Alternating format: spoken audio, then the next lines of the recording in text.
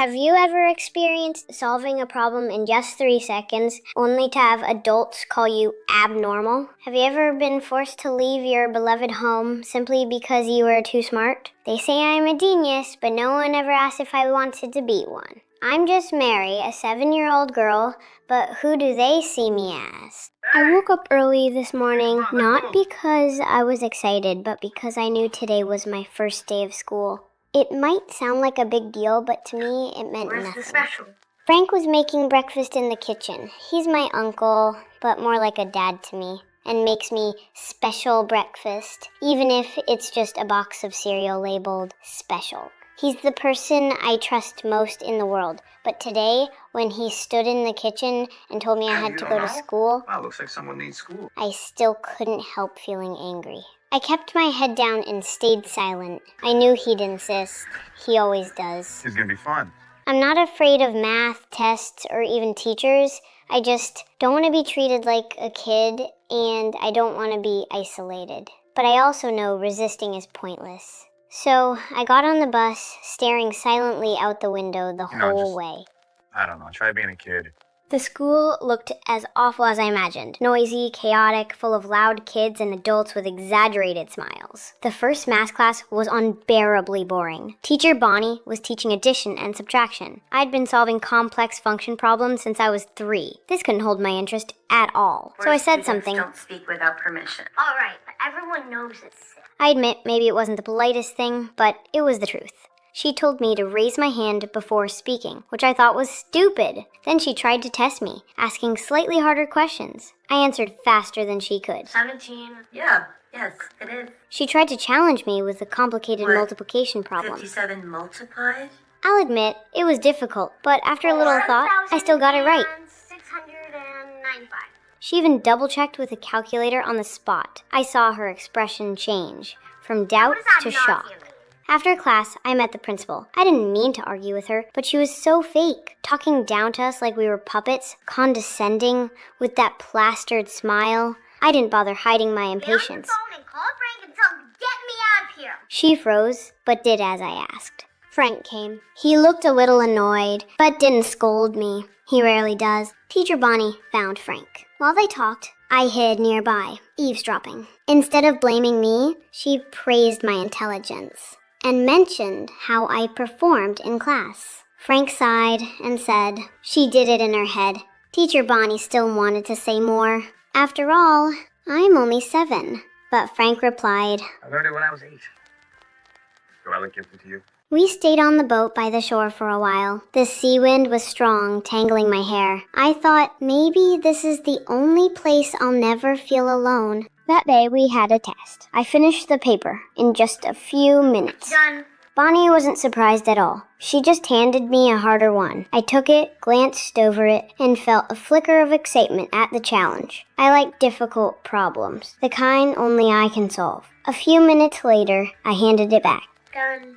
Watching her with a hint of pride. She checked my last name and recognized my mother's, Diane Adler. She was a legend, but she also left me. No one knows why, but in the end, she chose to leave this world. Later I heard that Bonnie went to see him at the bar he always goes to. She brought my test with her, saying she wanted to know the truth. Adults are so strange. They always make things sound like some complicated novel. Frank told her a story he'd never shared with me. He said that a long time ago he went out on a date, maybe the one night he ever really tried to have a life of his own. But when he came home, everything had changed. His sister, my mother, didn't wait to talk to him. Instead, she walked into the bathroom alone and ended her life.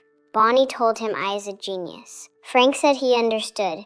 He wanted me to have a normal life. The next day at school, we're doing presentations about animals. A little boy brought his project. It was really well done, but some bullies pushed him and broke it. I couldn't stand it, so I grabbed a heavy book and hurled it at the boy who'd bullied him. The moment blood started flowing, I realized I might have gone too far. I was called to the principal's office. Frank was summoned too. They said I could go to a school for gifted kids with a full scholarship. Frank refused. Later, I apologized for hitting the boy. What it is to me that she did that? You know how proud I am of her? Aren't you? I started clapping for the little boy, saying he was the best in our class. When I ruined it, Dustin Zoo was the best art project. Everyone laughed, and so did I. It was the first time I thought maybe school didn't have to be so bad. Then I met my grandmother, Evelyn. She looked elegant but cold. Hell to your grandmother. Holy shit. She gave me a laptop and said there was a great math book inside. I knew she wanted to take me away, saying she could give me a better life. But she didn't understand me, didn't know who I was. She only saw my talent for math, not where I hid when I cried. She actually filed for custody. During that time, I was sent to stay with our neighbor, Roberta. She was gentle, a lot like my mom. I liked her, and I was happy with her. But my mind kept drifting back to Frank.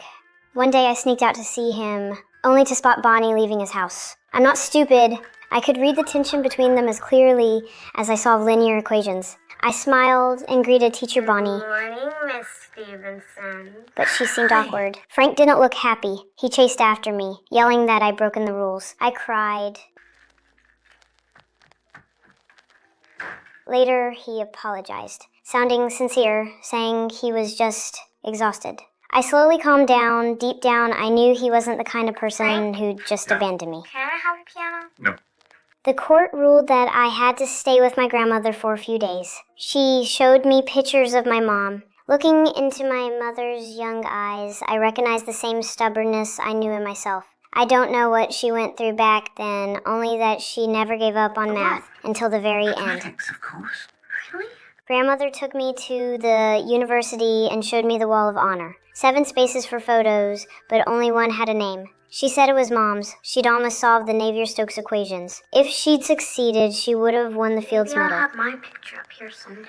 Later, she introduced me to a mathematician and had me solve a complex problem on the spot. My brain froze. I couldn't think of anything. Grandmother was disappointed. I wanted to speak up, but I was afraid of being wrong. Yet, on the way back, I pointed out the flaw in the equation. At first, they didn't believe me. Problem was unsolvable.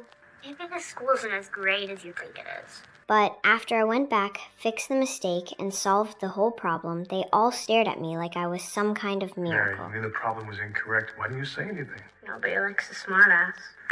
I told Frank later, I didn't want to live with grandmother. She was too controlling. I loved her, but I didn't belong to her. Frank said he wouldn't leave me alone, and I Don't worry. believed him. You're not going anywhere.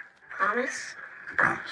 A few days later, in court, grandmother brought a man. She said he was my father. He looked at me, and I looked at him like 2 strangers. I cried. Not because I missed him, but because he'd never been there, and now he wasn't here, for me, just for a legal victory. Doesn't even miss you feel like? Frank took me and Roberta to the hospital. He said he wanted me to see something truly worth cherishing. We stayed there a long time, watching families celebrate new lives. In that moment, I smiled, though I didn't know why. Maybe their joy made me feel like I didn't have to be so alone. He called me a gift.